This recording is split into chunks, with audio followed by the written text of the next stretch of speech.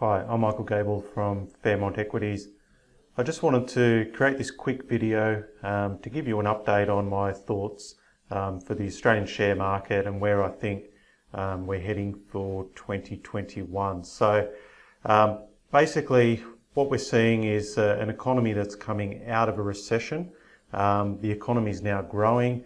It doesn't really matter about the actual GDP number, but what's more important is the direction that the economy is heading. So yes, GDP is low compared to where it was a year or two ago, but it's important to know that it is growing again. And coming out of a recession is when share markets tend to perform extremely well. They tend to perform best coming out of a recession. We've got government spending, stimulus spending at the moment, of course. We've got low interest rates, pretty much at zero.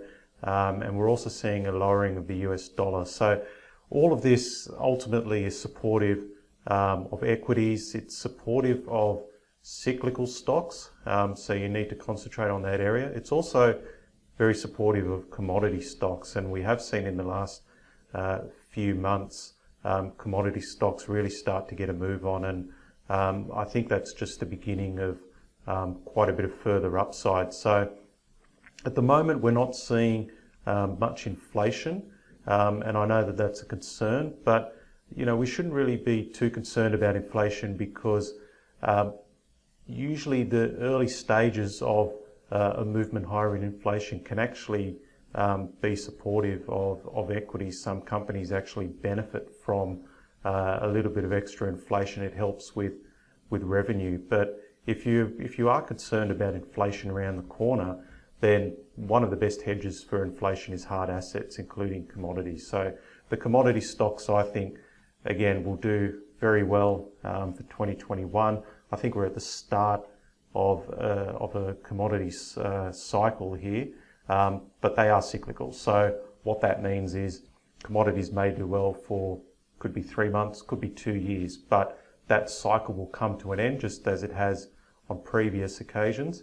And the key thing is to be able to bag those profits, lock them in when that trend starts to turn against you. But at the moment, the trend is still higher. When I look at stocks like BHP, it's just only now broken to a new high. There's been a lot of resistance for several years nearby, and by only breaking that now, we're going to see a similar move, I think, that we saw sort of in 2003 during a previous commodities boom. So commodity stocks, I think, are the place to be at the moment, again, as well as cyclical stocks. So if we look at the broader market, the Aussie market, so just on this chart here, it's only just breaking out now, which means we should see some pretty decent upside. When I look at stocks, when I look at markets, when I see a flat consolidation, so a period where we have prices heading sideways in a fairly well-defined range, I get excited by that because I know that more often than not, when it does break to the upside, you get a sustained move higher. So further upside for the Aussie market.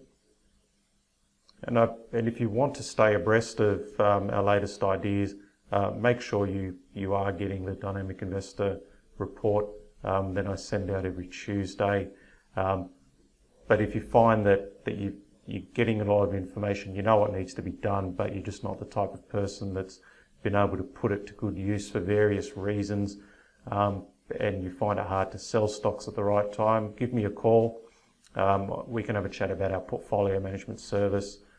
This is for portfolios above 250,000, and I can do a free portfolio review, and we can take it from there. But the broader market, I think, should do well this year. Yes, there'll be pullbacks along the way.